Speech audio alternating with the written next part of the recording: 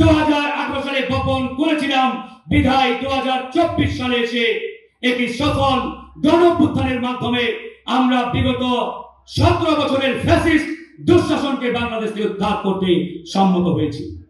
প্রিয় বন্ধুগণ, স্বাধীনতার 54 বছরে বাংলাদেশের দ্বিদলীয় রাজনীতি এবং যে পুরাতন বন্দোবস্তের রাজনীতি, এই পুরাতন বন্দোবস্তের রাজনীতি থেকে এদেশের মানুষ মুক্তি চায়। এদেশের মানুষ নতুনত্ব চায়, নতুন নেতৃত্ব চায়, নতুন নেতৃত্বের মাধ্যমে আগামীর বাংলাদেশকে বিনির্মাণ করতে চায়। আর সেই নতুন নেতৃত্বের আকাঙ্ক্ষা থেকে গণ অধিকার পরিষদ এক ঝাঁক নবীন প্রবীণের সমন্বয়ে আজকের এই উজ্জ্বল নক্ষত্রের মতো আপনাদের সামনে গণ অধিকার পরিষদকে হাজির করেছে। কিছুদিন আগে আপনারা দেখেছেন এই 24-এর গণঅভ্যুত্থানের সম্মুখ সারির ছাত্র নেতা হাসনাত আব্দুল্লাহ তার ফেসবুক পোস্টে লিখেছিলেন, এই আন্দোলনের আরেক সম্মুখ যোদ্ধা নাহিদ ইসলামকে প্রধানমন্ত্রী হিসেবে দেখতে চাই। আমরা তার এই আকাঙ্ক্ষাকে সাধুবাদ জানিয়েছি, ধন্যবাদ জানিয়েছি, কারণ এই আকাঙ্ক্ষা তৈরি করেছে 2018 সালে গণ অধিকার পরিষদ।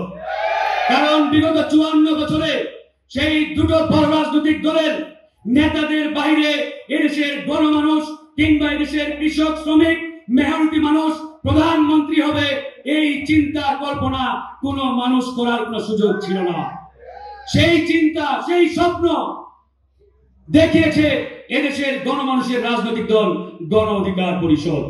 আজকে টেকনাফ থেকে তেতুলিয়া, রূপসা থেকে পাতুরিয়া 56,000 বর্গ মাইল এলাকায় সেই টেকনাফের ওই আপনার একটা প্রত্যন্ত অঞ্চলের কৃষকের সন্তান, সেও নিজেকে আগামী নির্বাচনে সংসদ সদস্য হিসাবে গড়ে তোলার চেষ্টা করছেন, নিজেকে প্রার্থী ঘোষণা করছেন।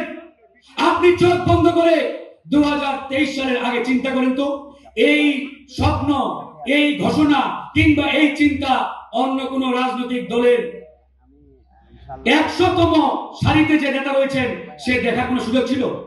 আমার তো মনে হয় ওই স্থানীয় এমপি কিংবা প্রভাবশালী নেতার বাইরে আর কোন নেতা যদি এরকম ঘোষণা দিতেন, আগামীতে আমি বড় অমুক দলের এই আসনে এমপি ইলেকশন করব, আমার মনে হয় 5 মিনিট পরে তার ডেড বডি পাওয়া যেত। কথা কি ভুল বলছি ভাই? এই স্বপ্ন দেখার পাইপলাইন বিগত পুরাতন বন্দোবস্তের রাজনৈতিক দলগুলো পরিকল্পিতভাবে বন্ধ করে দিয়েছিলেন। তারা কোনোভাবেই নতুন নেতৃত্বকে এদেশে গড়ে উঠতে দেয় নাই। নতুন নেতৃত্ব তৈরি হোক, বিকশিত হোক, গড়ে উঠুক, এটা পুরাতন রাজনৈতিক দলগুলো অতীতেও চাই নাই, ভবিষ্যতেও তারা এটা কোনোভাবে সহ্য করতে পারে না।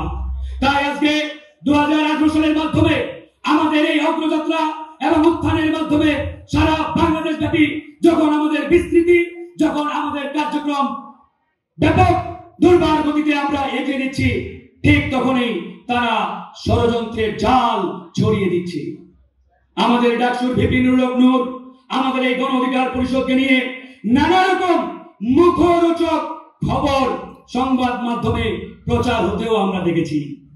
কিছু কিছু গণমাধ্যম বলছে, মুখরোচক শব্দ ব্যবহার করে এরকম নিউজে প্রচার হচ্ছে যে গণ অধিকার পরিষদ ওই 3-4টা আসন নিয়ে অমুক দলের সাথে প্যাকেট হয়ে যাবে। আমরা স্পষ্ট করে বলতে চাই, শেখ হাসিনা বিগত 7-8 বছরে গণ অধিকার পরিষদকে কিনতে পারে নাই, দমাতে পারে নাই, আটকাতে পারে নাই। আগামীতেও কোন রাজনৈতিক দল গণ অধিকার পরিষদকে আটকাতে পারবে না, দমাতে পারবে না। এবং গণ অধিকার পরিষদ ওই 2, 4, 5 আসনের কাছে কারো কাছে বিক্রি হবে না ইনশাআল্লাহ। আমরা রাজনীতির মাঠে নেমেছি আগামীর বাংলাদেশকে নেতৃত্ব দেওয়ার জন্য। আগামীর বাংলাদেশকে নেতৃত্ব দেবে এই গণ অধিকার পরিষদ, এই আকাঙ্ক্ষাকে সামনে রেখেই আমরা রাজনীতির মাঠে নেমেছি। এবং আমরা বিশ্বাস করি আপনাদের সকলের সম্মিলিত প্রচেষ্টার মাধ্যমে এই গণ অধিকার পরিষদকে আমরা যদি এগিয়ে নিতে পারি, ইনশাআল্লাহ অদূর ভবিষ্যতে খুব তাড়াতাড়ি, এবং আমরা সেই ভবিষ্যৎ দেখতে পাচ্ছি, আগামীর বাংলাদেশকে এই গণ অধিকার পরিষদ নেতৃত্ব দেবে। আজকে এই গণ অধিকার পরিষদের সভাপতির দায়িত্বে যিনি রয়েছেন ডাকসুর সাবেক ভিপি জনাব নুরুল হক নূর। এই নুরুল হক নূরকে নিয়ে অনেক কথা বলতে পারেন, অনেক আলোচনা এমনকি সমালোচনাও করতে পারেন, কিন্তু মনে রাখতে হবে এই নুরুল হক নূর বানের জলে ভেসে আসে নাই, কিংবা ওই ভিআইপি এসি রুমে বসে হঠাৎ গজিয়ে ওঠা কোনো নেতা নয়। এ পর্যন্ত 22 বার হামলার শিকার হয়েছি আমরা। একটা হামলার পরেও গর্তে লুকিয়ে যায় নাই। হামলা হয়েছে সকালে, বিকালে বিক্ষোভ হয়েছে। তারাই নাম গণ অধিকার পরিষদ, তারাই নাম ভিপি নুরুল হক নূর। তাই প্রিয় বন্ধুগণ, গণ অধিকার পরিষদকে নিয়ে অনেক কথা বলতে পারেন, অনেক আলোচনা তুলতে পারেন, কিন্তু গণ অধিকার পরিষদ হওয়া এত সহজ নয়। তাই আমরা বলতে চাই, আজকের এই যে যোগদান অনুষ্ঠান, এখানে আমরা সহস্রাধিক নতুন মুখকে দেখতে পাচ্ছি। এই যে আলোকিত মানুষগুলো, আমরা যদি সম্মিলিতভাবে ঐক্যবদ্ধভাবে এই রাজনীতিকে এগিয়ে নিতে পারি, ইনশাআল্লাহ খুব শীঘ্রই আগামীর বাংলাদেশকে আমরা নেতৃত্ব দেব। আজকে যে অন্তর্বর্তীকালীন সরকার প্রধান এবং এই সরকার আমাদের আন্দোলন সংগ্রামের এই ফসল আমরাই নিয়ে এসেছি। কিন্তু দুঃখের বিষয়, আজকে ডক্টর মোহাম্মদ ইউনূসকে নিয়ে কথিত নব্য কিছু বিপ্লবী ব্যবসা শুরু করেছে, দাঙ্গা শুরু করেছে। তারা বলতে চাই ডক্টর মোহাম্মদ ইউনূস নাকি তাদের বাপদাদার পৈতৃক সম্পত্তি। প্রিয় বন্ধুগণ, আপনারাই বলেন, বিপদে যে ব্যক্তি কোন মানুষের পাশে থেকে সেই তো আপনজন নাকি? ডক্টর মোহাম্মদ ইউনূসের নামে যেদিন খুনি হাসিনা মিথ্যা বানোয়াট ভিত্তিহীন মামলা দিয়েছিল, সেদিন সন্ধ্যাবেলায় ডক্টর মোহাম্মদ ইউনূসের পক্ষে বিক্ষোভ মিছিল করেছিল গণ অধিকার পরিষদ।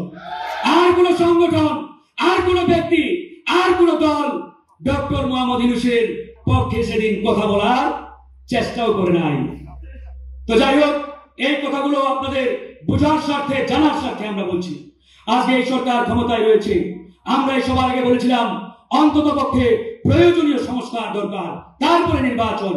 এখন আমরা সংস্কারের নামে সুরন্তরের ফাঁকি দেখতে পাচ্ছি। কমিশন করেছে, কিন্তু কমিশনে এমন এমন ব্যক্তিদের যুক্ত করেছে যারা আওয়ামী ফ্যাসিবাদের আমলে সুবিধাভোগী ছিলেন, আওয়ামী লীগের পৃষ্ঠপোষক ছিলেন। সরকার গঠন করেছে, এই সরকারে যারা দায়িত্বে রয়েছেন অধিকাংশ আওয়ামী লীগের আমলে সুবিধাভোগী। আওয়ামী লীগের আমলে একটা হামলা মামলার দাগ এসব উপদেষ্টার গায়ে লাগে নাই।